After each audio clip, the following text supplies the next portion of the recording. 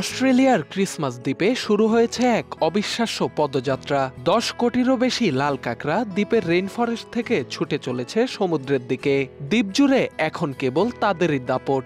রাস্তাঘাট থেকে শুরু করে টানেল, এমনকি সেতুও বন্ধ করে দেয়া হয়েছে কাঁকড়াদের নিরাপত্তার জন্য।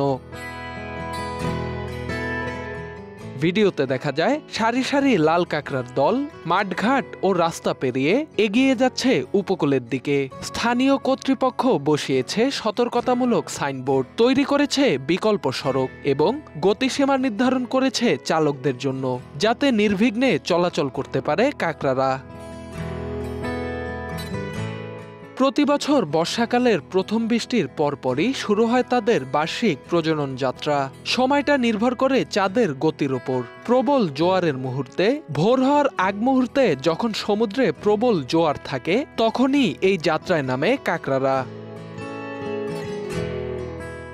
এবছর স্ত্রী কাঁকড়ারা 15 থেকে 16 নভেম্বর এবং 15 থেকে 16 ডিসেম্বর ভোরের আগে সমুদ্রে ডিম ছাড়বে বলে জানিয়েছে কর্তৃপক্ষ। এ সময় সমুদ্রে অবমুক্ত করা হবে কোটি কোটি কাঁকড়ার ডিম।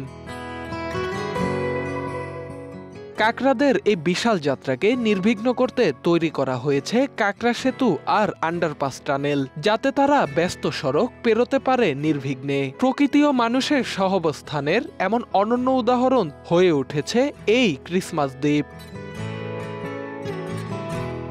Dhaka express desk report.